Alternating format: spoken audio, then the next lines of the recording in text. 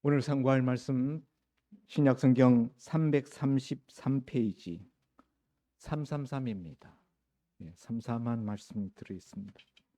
12절 말씀부터 18절 말씀까지 한 절씩 교독하겠습니다. 12절 형제들아 우리가 너희에게 구하노니 너희 가운데서 수고하고 주 안에서 너희를 다스리며 구원하는 자들을 너희가 알고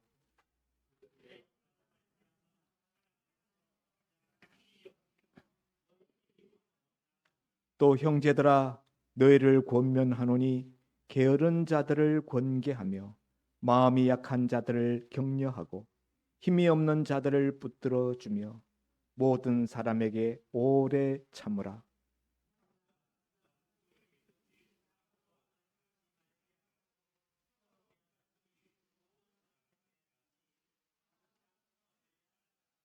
항상 기뻐하라. 다 같이 범사에 감사하라. 이것이 그리스도 예수 안에서 너희를 향하신 하나님의 뜻이니라. 아멘. 우리 옆에 분들하고 인사 나누겠습니다. 참 좋은 날입니다. 날씨만 좋은 게 아니라 하나님 앞에 예배드리기 참 좋은 날이라는 뜻입니다. 예. 오늘 본문의 말씀을 가지고 나눌 은혜의 제목은 그저 감사합니다. 그저 감사합니다. 라는 제목입니다. 오늘 이 데살로니가 전서는 사도 바울이 제2차 전도 여행 중에 데살로니가 지역에 이르러서 그곳에서 약 3주 동안 체류하면서 전도하여서 세운 교회입니다. 사도행전 17장에 이 데살로니가 교회가 세워지던 때의 기사가 나오는데요. 17장 2절에 보면은 바울이 자기의 관례대로 그들에게로 들어가서 새 안식일에 성경을 가지고 강론하며 뜻을 풀어 그리스도를 증거했다. 새 안식일 3주간이라는 뜻이죠. 3, 7이 21. 그러니까 불과 20여일 남짓한 기간 동안에 전도에서 세운 교회. 그 이후에는 사도 바울이 데살로니가 지역의 유대인들의 핍박 때문에 더 이상 데살로니카에 머물지 못하고 10절에 보면은 밤에 형제들이 바울과 실라를 베레아로 보내니 그래서 데살로니카를 떠나서 데살로니카 아래쪽에 있는 베레아로 옮겨갔던 것을 우리가 읽을 수가 있습니다. 여러분 어떤 목회자가 새로운 지역에 가서 복음을 전하면서 교회를 세우는데 한 달도 있지 못하고 그곳에서 떠났다. 그러면서 그곳에 교회를 세웠다. 그러면 그 교회의 모습이 어떨 것 같습니까? 그 교회가 부지하기도 힘들 거예요. 그래서 바울은 이 데살로니가 교회를 3주간에 걸쳐서 개척해서 세워놓고 떠나왔기 때문에 너무 마음이 안쓰러운 거죠.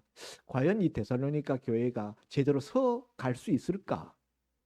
3주 사이에 전도를 했는데 유대인들뿐만 아니라 사도행전 17장 4절에 보면은 그 중에 어떤 사람 곧 경건한 헬라인의 큰 무리와 적지 않은 귀부인도 권함을 받고 바울과 실라를 따랐다. 헬라인 그리고 이방인들 이 데살로니가라는 이 지역이 그리스 반도 마케도니아 지역에 있는 큰 해변가에 있는 도시잖아요. 우리나라 부산과 같은 그런 지역인데 제가 가봤거든요. 성지순례 할 때 그 데살로니카에 갔더니 막 그 알렉산더의 그 동상이 그 해변가에 크게 이렇게 세워져 있더라고요. 큰 도시입니다. 그래서 유대인 회당이 있었어요. 바울이 이 유대인 회당에 들어가서 유대인들에게 먼저 복음을 전했는데 유대인들에게서는 배척을 받고 오히려 이방인들이 믿고 예수님 앞에 돌아오는 그런 전도의 열매가 결실되었습니다. 그러나 불과 3주밖에 머물지 못했기 때문에 사실 굉장히 바울로서는 안쓰러웠던 것이죠. 과연 이 교회가 제대로 서 있을 수 있을까? 떠나면서 디모데를 그곳에 임시 목회자로서 남겨두고 왔는데 적지 않은 많은 마음의 부담이 있어서 떠난 지 얼마 되지 않아서 써서 보낸 편지가 이 데살로니가 전서인 것입니다. 듣자니까 교회 안에 여러 가지 갈등도 있다는 소문도 들었습니다.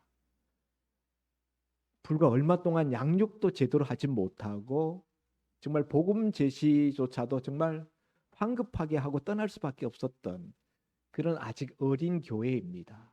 여러 가지 문제들도 있고 갈등들도 있습니다. 유대인 그리스도인들과 이방인 헬라인 그리스도인들이 섞여 있습니다.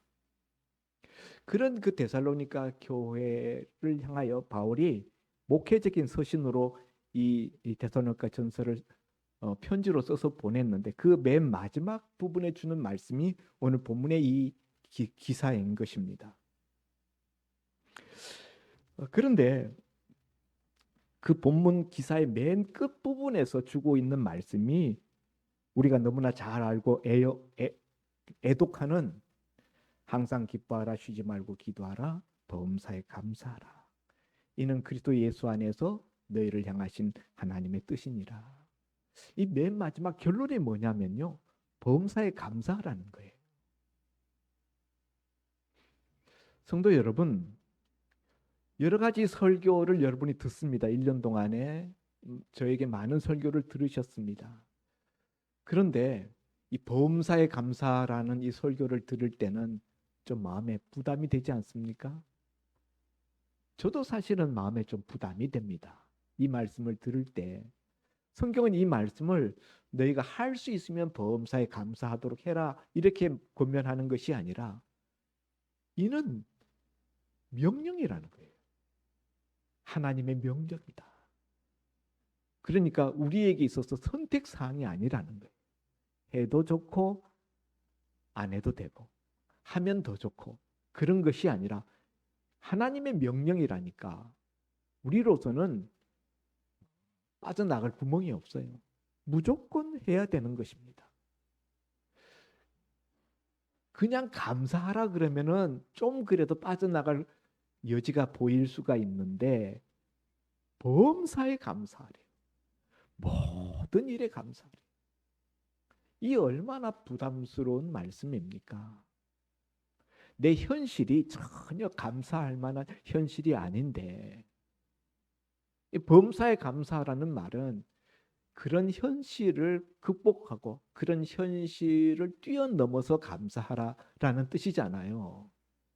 이걸 오래 예수 믿은 정말 중견 신앙인들에게 이런 말씀을 한다 그래도 심지어 목사인 저도 부담이 되는데 이제 3주 동안에 개척해서 세워진 교회 뭘 알겠습니까?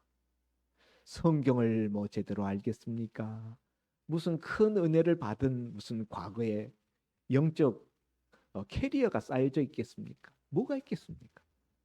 정말 어리디 어린 초신자들인 그들에게 범사에 감사하라. 이건 너무 무리한 말씀 아닙니까? 초등학생한테 대학교 시험 문제를 내고 풀라고 하는 것과 같은 느낌이 들지 않았을까요? 이 편지를 받아들었던 데살로니가 교회 성도들이 어떤 느낌이었을까? 엄청 부담스럽지 않았을까? 편지에 여러 가지 말씀을 다 하고 맨 마지막에 와서 범사에 감사하라니. 바울은 왜 그랬을까요? 그 데살로니가 교회의 현실을 누구보다도 잘 아는 바울이지 않습니까? 자기가 개척해서 세운 교회인데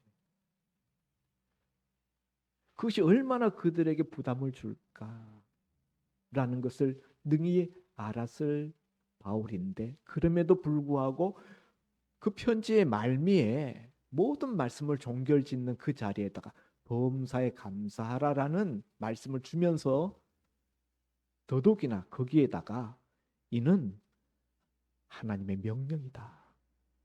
이렇게 말씀하시는 이유가 어디에 있는가 하는 거죠. 결론부터 말씀드리면은 이것이 데살로니가 교회가 가지고 있는 모든 문제를 풀어내는 비결이기 때문이었다는 거죠. 이것이 데살로니가 교회 성도들의 믿음을 세우는 탁월한 방법이었기 때문에 바울이 이렇게 명령하고 있다는 사실입니다. 동의가 되십니까? 얼핏 동의가 안 될 수도 있어요.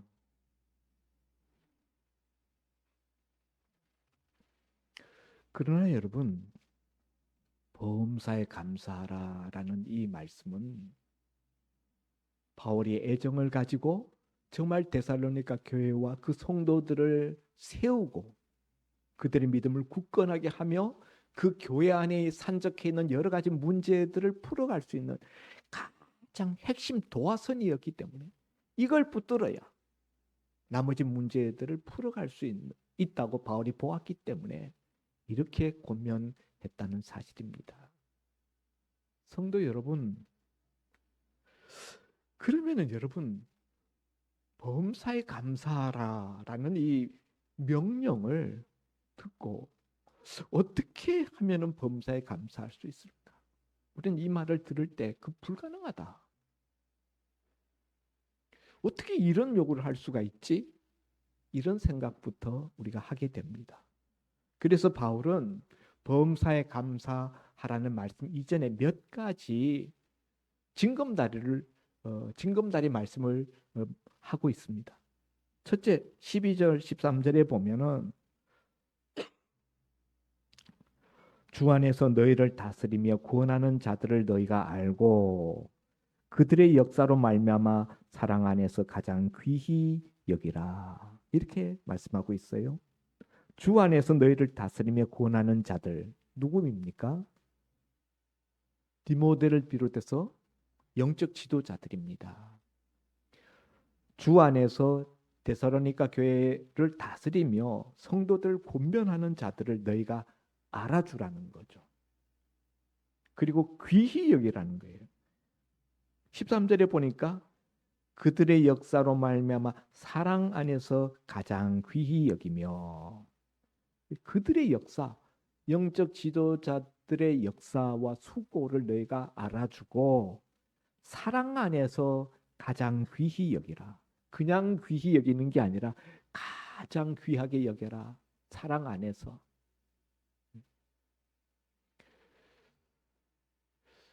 범사에 감사하기 위해서는 몇몇 징검다리가 필요하다.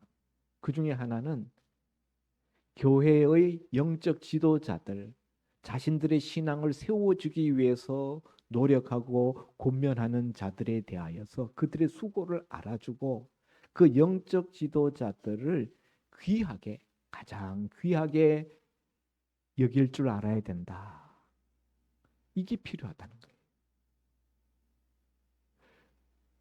범사에 감사하려고 해도 교회 안에서 영적 지도자들과의 사이가 틀어지고 그 영적 지도자를 귀하게 여기지 아니하고 그 영적 지도자를 하찮게 여기는 그런 그 분위기, 그런 마음의 상태로서는 범사에 감사하는 게 불가능하다. 이걸 제일 먼저 이야기하고 있어요. 신앙생활에 여러 가지가 있습니다만은 가장 중요한 그 첫 단추는 뭐냐? 영적 지도자와 좋은 관계, 영적 지도자를 귀히 여기는 그런 마음 태세를 갖는 것, 그게 얼마나 중요한지 몰라요. 그 영적 지도자를 중하게 여기지 아니하고 그 영적 지도자를 멸시하거나 혹은 영적 지도자의 관계가 불편하거나 그러면은 그가 전하는 모든 말씀이 귀에 들어오지 않습니다. 아무리 설교 내용이 좋아도 은혜가 되지 않습니다. 왜냐하면 관계가 이미 무너졌기 때문에. 그래서 영적 지도자와 관계, 그것을 좋게 하기 위해서 영적 지도자를 귀하게 여길 때에 그럴 때 우리가 범사에 감사하는 것이 가능해진다는 거예요.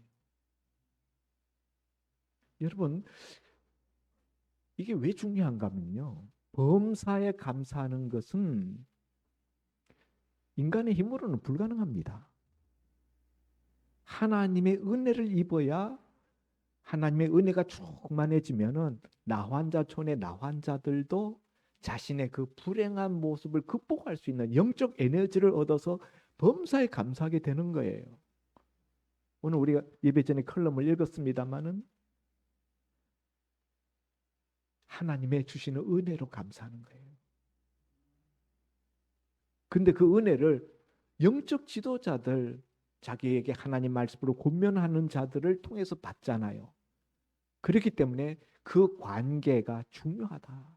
그러기 위해서 영적 지도자들을 소중히 귀하게 여길 줄 알아야 된다라는 말씀을 첫 번째 하고 있습니다. 두 번째로는 13절에 가장 귀히 여기며 그 다음에 보니까 너희끼리 화목하라. 너희끼리 화목하라. 너희끼리라는 것은 데살로니가 교회 성도들끼리, 교회 공동체 안에서 성도들 간에 화목한 것이 필요하다는 거죠. 성도들 간에, 초대교회는 오늘 우리보다도 더 자주 모였어요. 거의 매일 모이다시피 했습니다. 그렇게 자주 모여서 떡을 떼고 애찬을 나누고 했는데요. 그렇게 모일 때 서로 반목하고 서로 갈등하고 서로 다투고 그러면, 그런 관계 속에 있다면은 어떻게 범사에 감사할 수가 있겠습니까? 범사에 감사하려면 두 번째 징검다리가 있는데, 그것은 교회 안에서, 공동체 안에서, 가장 작은 공동체는 가정이죠. 가정에서 가족끼리, 또 교회 공동체 안에서 성도들끼리 화목한 겁니다. 그래야 이 두 가지가 전제되어야 그 다음에 범사에 감사하는 길로 나아갈 수 있다는 거예요. 교회 와서 그 사람 얼굴만 보면은 벌써 기분이 나빠져요. 만약 그런 관계, 그런 불편하고 화목하지 못한 불화한 관계에 있다면은 어떻게 범사에 감사하는 일이 가능할 수 있겠습니까? 어려운 이야기죠. 너희끼리, 앞에 말씀은 영적 지도자와의 관계라면은, 여기 두 번째 너희끼리라는 것은 교회 성도들 간의 수평적인 평신도 간의 관계 속에서 화목하라는 거예요. 서로 볼 때 마음이 따뜻해지고, 서로 볼 때 보기만 해도 기분이 좋아지고, 서로 보기만 해도 위로가 되고 격려가 되고, 그런 관계 속에서 범사에 감사하는 일이 가능해진다는 것입니다. 그래서 바울이 범사에 감사하라는 말은 맨 뒤에다 놓고 그 앞에다가 이렇게 징검다리들을 깔아주고 있습니다. 그런가 하면 세 번째 징검다리는 바로 앞절 말씀입니다. 17절 말씀, 쉬지 말고 기도하라. 쉬지 말고 기도하라. 여러분, 범사에 감사한다는 것은 내가 수련을 많이 닦는다고 해서 되어지는 일이 아니다. 인간 본성 속에서 그렇게 할 수 있는 능력이, 에너지가 나오지 않습니다. 우리는 환경에 따라서 너무나 쉽게 영향을 받습니다. 누군가가 지나가면서 나한테 기분 상하는 말 한마디만 탁 던져도 감사하는, 순식간에 다 실종되고 마는 것이 우리의 연약한 육의 본성입니다. 범사에 감사한다는 것은 무슨 뜻이겠습니까? 세 종류의 사람들이 있다고 그래요. 감사한 일을 만났음에도 불구하고 감사하지 않는 사람, 제일 나쁜 사람이죠. 감사한 일을 만났을 때에만 꼭 감사하는 사람, 중간 사람입니다. 세 번째 가장 훌륭한 사람은 감사한 일이 닥치지도 않았는데, 아니, 이건 감사할 일이 아니라 원망하고 불평할 만한 일을 만났는데도 불구하고 감사하는 사람. 전혀 감사할 환경이 아닌데도 감사하는 사람. 이렇게 세 종류의 사람들이 있다고 합니다. 오늘 범사에 감사하라라는 이 말씀은 바로 세 번째 사람이 되라는 말씀입니다. 환경이나 여건이나 조건이 전혀 감사할 만하지 못한데도 불구하고 감사할 수 있도록 그렇게 되라는 거예요. 그게 어떻게 가능합니까? 어떻게 가능해요?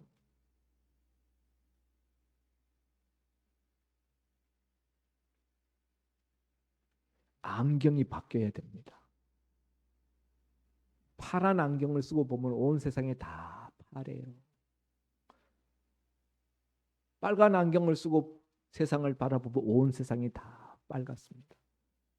범사에 감사하라라는 말은 감사라는 안경을 착용하고 온 세상을 바라보라는 거예요. 시각을 바꾸라는 거죠. 우리가 사물을, 사건을, 세상을 바라보는 시각, 내 속에 있는 시각이라는 렌즈를 바꾸라는 거예요. 뭘로요? 감사로. 감사로. 근데 그게 내 마음대로 됩니까? 그렇게 안 하고 싶은 사람이 누가 있습니까? 다 그렇게 하고 싶은데, 그렇게 되고 싶은데 되어지지가 않는 것입니다. 내 힘으로는 할 수 없는 거예요. 그래서 그 바로 앞절에 범사에 감사하라는 말씀 이전에 쉬지 말고 기도하라 라고 말씀하는 것입니다. 하나님의 은혜가 우리 속에 부음받되어야만 우리 안경이 바뀝니다. 하나님의 은혜라는 안경, 그것이 마음에 딱 장착이 되어지면은 세상 보는 시각, 사람 바라보는 시각, 나 자신을 바라보는 시각이 바뀌는 것입니다. 그 은혜를 받을 수 있는 비결은 쉬지 않고 기도하는. 쉬지 않고 기도하라고 하시는 이유는 우리 이 안경이 한때 은혜 받아서 잠깐 장착이 됐는데 어느 순간 살다가 보면 힘든 일, 기분 상하는 일, 불편한 일 만나게 되면 이 안경이 순식간에 후딱 사라져 버려요. 그렇기 때문에 성경은 쉬지 말고 기도하라. 그 안경이 늘 장착되어 있게끔 내 마음속에 그 감사라는 안경이 늘 장착되게끔 쉬지 말고 멈추지 말고 계속적으로 기도하라. 그래야만 그 감사 안경이 내 마음에서 떠나지 않고 늘 내 마음 지키고 내 마음 문에 서 있게 되는 것이죠.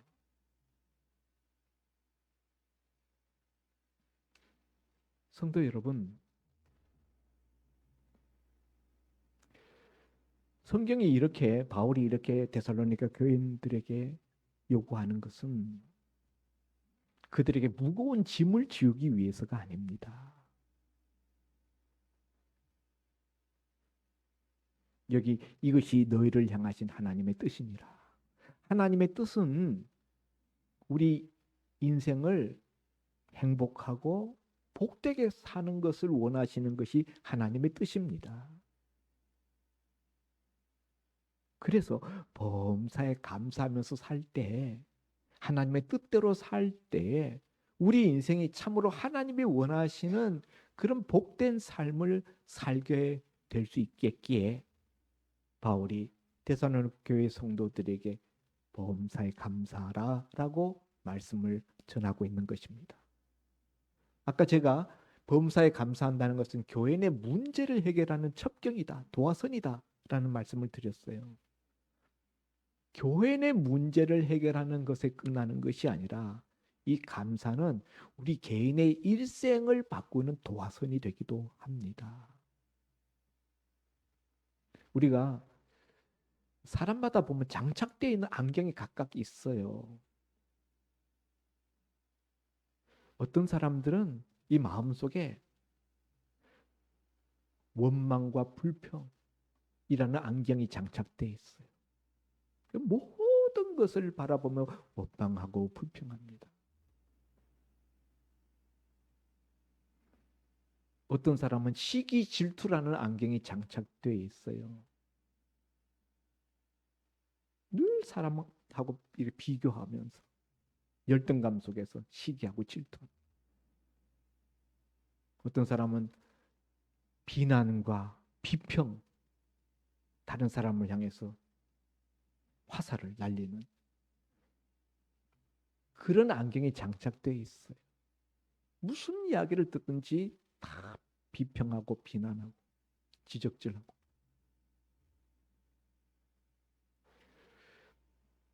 어떤 사람은 탐욕이라는 안경이 마음속에 딱 장착되어서 뭐들 보든지 다 그냥 탐욕으로. 물질을 봐도 탐욕이고 사람을 봐도 탐욕. 성적인 탐욕, 물질적인 탐욕. 욕심으로 똘똘 뭉쳐서 살아갑니다. 근데 성경은 그런 안경 장착하지 말고 범사의 모든 일에 감사하는 안경을 장착하라는 거예요. 왜냐하면 그렇게 살 때 우리 인생이 행복한 인생으로 바뀌기 때문이에요. 여러분 처음에는 마음이 바뀌는 거예요. 범사에 감사하는 마음으로 바뀌는 거예요. 마음이 바뀌어요. 마음이 바뀌면 그 다음에 말이 바뀝니다. 언어가 바뀌는 거예요. 늘 원망하고 불평하고 남한테 비난하고 지적질하고 다른 사람을 향해서 손가락질 하던 사람이 감사합니다. 모든 것이 감사합니다. 그렇게 되면은 그 사람의 마음이 바뀌고 말이 바뀌고 그 다음에는 삶의 행복도가 바뀌는 거예요. 그래서 하나님은 우리가 행복하게 살게 하기 위해서 이런 명령을 주고 계신다. 우리 부담스럽게 만들려고 해서 이 말씀 주시는 게 아니라는 걸 분명히 알아야 됩니다. 여러분. 그러면 여러분 실제적으로 그러면 좋습니다. 제가 다 받아들이겠는데 실천적으로 어떻게 하면 되겠습니까? 범사에 감사하라는 것. 제가 시점적으로 과거, 현재, 미래 세 가지에 대해서 감사하면 됩니다. 과거에 대해서. 내 지난날의 과거에 대해서 감사하는 거예요. 범사에 감사하라 그럴 때 범사에 감사하려면은 내 지난날의 과거에 대해서 감사할 수 있어야 합니다. 여러분 지난날에 대해서 감사하십니까? 지난날 뒤돌아보니까 눈물뿐이고 원한뿐입니다. 한스러움이 가득 찼습니다. 혹시 그런 분은 없으십니까? 내 과거 속에 내게 은혜를 베푸신 하나님의 흔적을 볼 수 있어야 돼요. 어쨌든 지난 과거를 하나님이 붙잡아 주셔서 지금 내가 여기 서 있잖아요.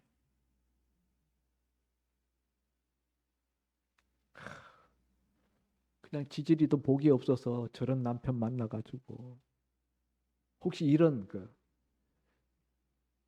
과거에 대한 원한을 가지고 계신 분, 여러분 그 과거 속에서 하나님이 나를 돌본 흔적을 발견하시고 감사하실 수 있기를 바랍니다.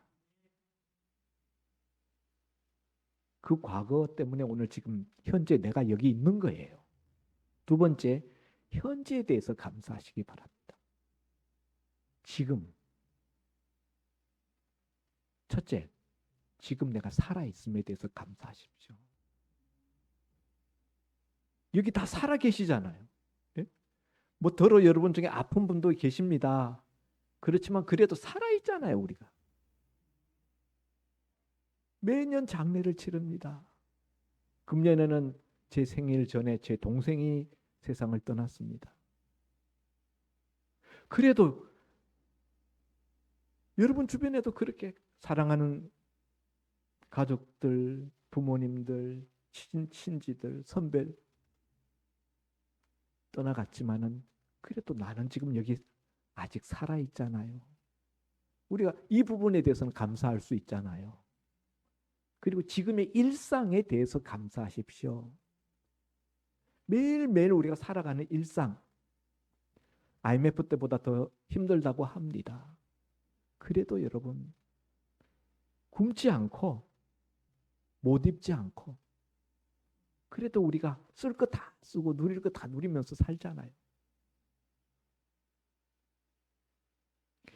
우리나라 지금 삶의 수준이 세계적으로 보면은 세계 인구 중에 우리만큼 사는 사람이 몇 프로나 되는 줄 아십니까?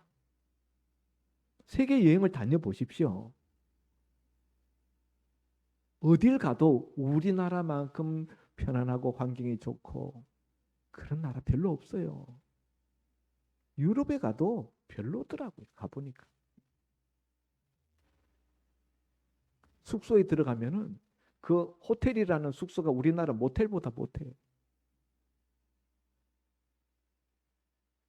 우리 일상에 대해서 감사하실 수 있기를 바랍니다.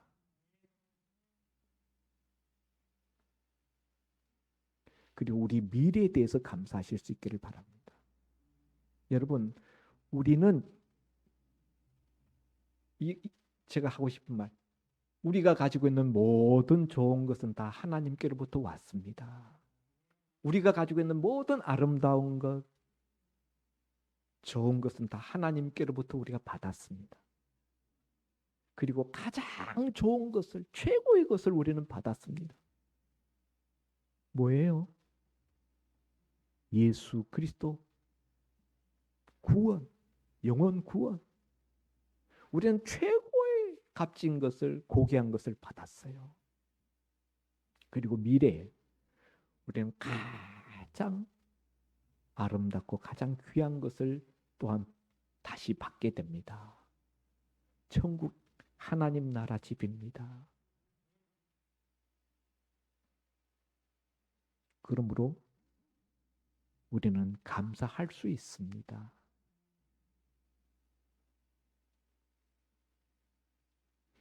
우리가 감사하지 아니하면은 사탄이 틈을 타요. 여러분, 우리는 환경이 좋아지면 감사할 수 있을 거라고 생각해요. 여러분, 환경 중에 제일 좋은 환경이 어디일까요? 최고의 좋은 환경, 에덴 동산입니다.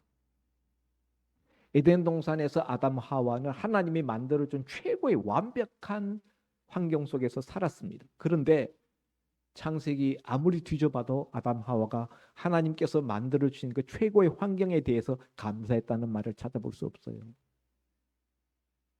오히려 동산 중앙에 있는 나무의 열매를 먹지 못하게 했다는 서운한 섭섭함, 이것만 딱 들어있어요.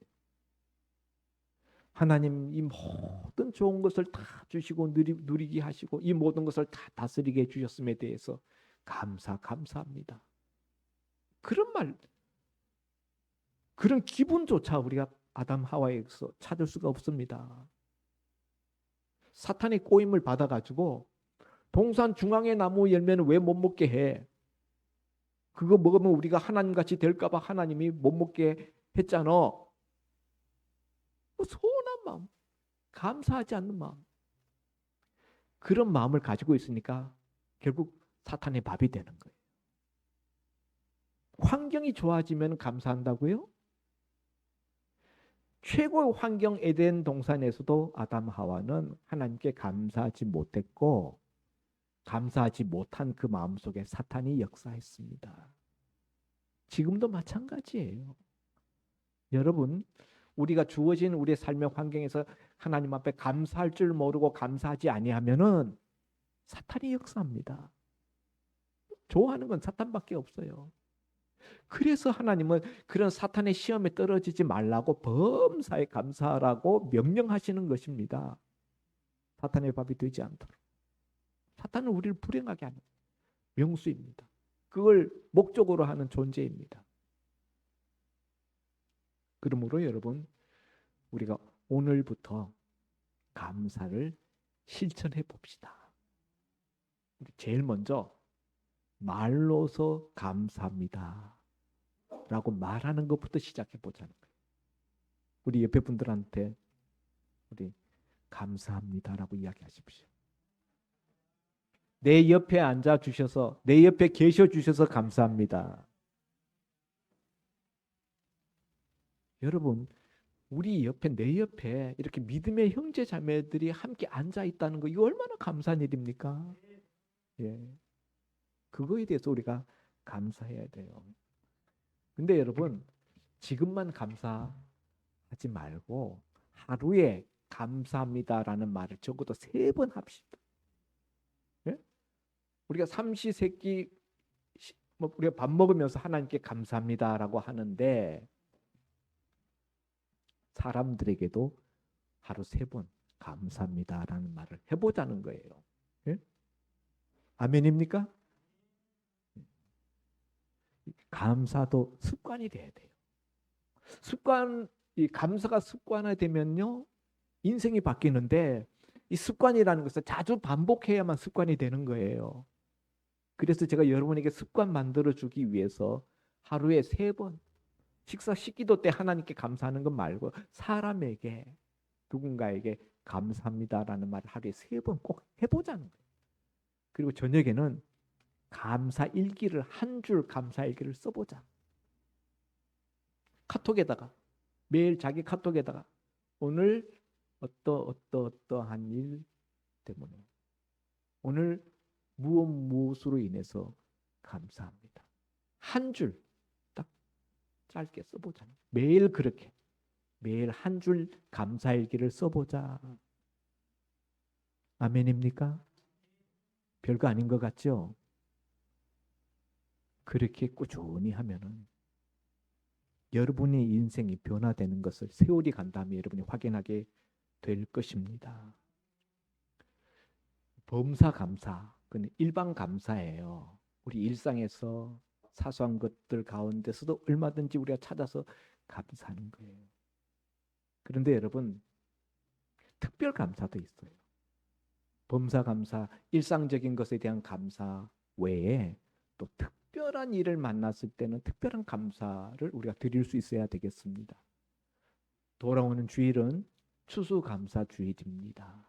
1년에 한 번, 1년 동안 우리를 잘 살게 해주신, 우리를 보호해 주시고 지켜주시고 오늘까지 인도해 주신 그 하나님의 은혜를 감사하는 날이 추수감사절입니다. 그리고 다음 주일은 우리 교회, 소망교회와 운하교회가 합병하여서 우리 교회가 운하소망교회로 새 출발하게 된 교회 생일이기도 합니다. 교회 합병 1주년 감사일입니다. 추수감사절과 교회 합병 1주년 감사주일로 다음 주일은 우리가 하나님 앞에 큰 감사를 드리는 날입니다. 그러므로 일반적인 우리의 감사를 넘어서는 특별한 감사를 우리가 하나님 앞에 드려보자는 것입니다. 2차 세계대전 중에 유대인들을 집안에 숨겨주었다는 죄목으로 붙잡혀서 독일군 포로 수용소에 갇혔던 코리덴붐 여사가 있습니다. 그 유대인 포로 수용소에 같이 갇혔는데요. 얼마나 그 안에 환경이 열악한지는 두말하지 않아도 우리가 잘 알지 않습니까? 언니와 친언니와 둘이 같이 갇혔어요. 그런데 A라는 수용소에 있다가 B라는 수용소로 옮겨지게 되었습니다. 그런데 이 B라는 수용소는 E와 빈대가 너무 많아서 사람들이 두려워하는, 누구도 가기를 기피하는 그런 수용소예요. 근데 거기로 옮겨지게 되었어요. 그래서 이 코리덴붐 이 여사가 막 원망하고 불평했어. 그런데 그 친언니가 말하기를, 얘야, 그런 속에서도 감사해야 돼. 이렇게 동생한테 이야기하는 거예요. 막 화를 냈어요. 그 말도 안 되는 소리. 이런 데서 무슨 감사냐고. 그런데 그 수용소로 옮겨지고 난 다음에 보니까 거긴 뭐 이와 그 벼룩이 너무 득실득실 거리니까 간수들이 거기 오지를 않는 거예요. 들어와서 밟고 나가면 벌써 예, 이가 묻어서 나가고, 예, 벼룩이가 붙어서 나가고, 그러니까 거기 안 들어와요. 간수들이 안 오니까 그 간수들에게 시달리는 게 없는 거예요. 그래서 이 두 사람이 그 수용소에서 복음을 전하기 시작했는데 얼마 지나지 않아서 그 수용소 안에 거의 대부분의 사람들이 다 예수 믿게 되었대요.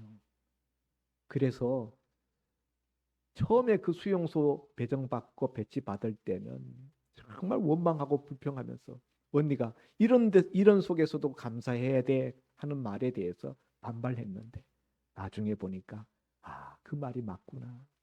그런 속에서도 감사하면은 감사할 일이 생기는구나 라는 것을 깨달았다는 간증 이야기를 들은 적이 있습니다. 감사하는 사람에게 감사할 만한 일이 하나님께로부터 부어집니다. 여러분, 오늘 보험사에 감사하라 라는 말씀을 들었습니다. 이는 너희를 향하신 하나님의 뜻이요 명령이다. 이 말씀을 우리가 지켜서 저와 여러분의 가정과 또 우리 인생의 앞길이 환해지고 정말 밝아지고 행복해지기를 주의 이름으로 축원드립니다. 기도합니다. 하나님 아버지, 데살로니가 교회 아직 초신자인 어린 성도들에게 범사에 감사하라라는 무거운 말씀을 주셨던 사도 바울의 그 마음을 오늘 이 시간에 우리가 말씀을 통하여 나누었습니다. 하나님, 왜 이런 힘든 말씀을 주시는지 우리가 그들에게 무거운 짐을 지우기 위해서가 아니라 바로 그것이 데살로니가 교회의 문제들을 해결하며 그 교회의 갈등들을 제거하며 그 성도들의 일생이 행복한 인생으로 바뀌는 첩경이기 때문에, 도화선이기 때문에 오늘 이 말씀 주셨다는 것을 생각했습니다. 이를 위해서 먼저 교회의 영적 지도자들 귀히 여길 줄 알아야 되고 성도들끼리 화목해야 되며 그리고 쉬지 말고 기도해야 된다는 것을 징검다리로 주신 것을 우리가 나누었습니다. 오늘 이 말씀을 우리 마음에 새기고 이 말씀을 실천함으로 감사의 주인공으로 하나님이 장착해 주시는 이 감사 안경으로 온 세상과 내 인생 현실과 미래를 바라보는 축복이 있게 하여 주옵소서. 예수님 이름으로 기도하옵나이다. 아멘. 말씀 감사합니다. 찬송가 365장 부르면서 우리 봉헌 드린 후에 드린 헌금을 위해서 목사님 기도하십니다.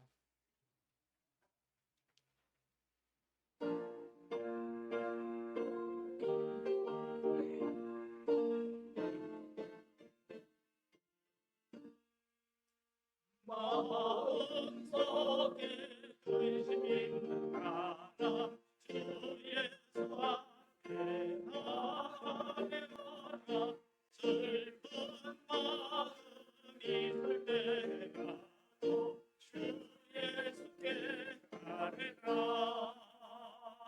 주 예수 앞에 나아가라. 우리의 친구니 무엇이나 의심하지 말고 주 예수께 아뢰라. 눈물하며 깊은 한숨 쉴 때 주 예수 앞에 아뢰라. 은밀한 때 내게 있더라도 주 예수께 아뢰라. 주 예수 앞에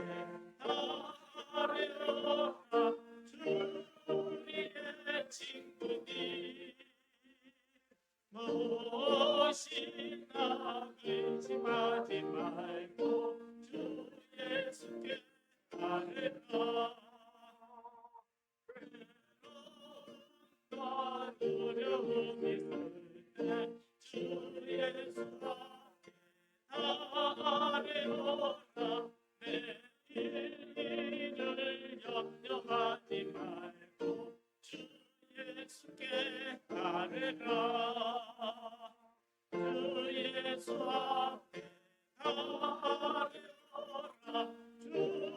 우리의 친구니 무엇이나 의심하지 말고 주 예수께 가려라 죽음 앞에 겁을 내는 자여 주 예수 앞에 가려라 하늘나라 바라보는 자여 주 예수께 아뢰라 주 예수 앞에 가려라 주 우리의 친구니 무엇이나 근심하지 말고 주 예수께 아뢰라. 하나님 아버지, 오늘 말씀을 들었습니다. 듣기는 쉬웠으나 이 말씀 실천하기는 참으로 어렵습니다. 하나님께서 우리에게 특별한 은혜를 주시지 아니하면은 이 들은 말씀을 실천하기가 어렵습니다.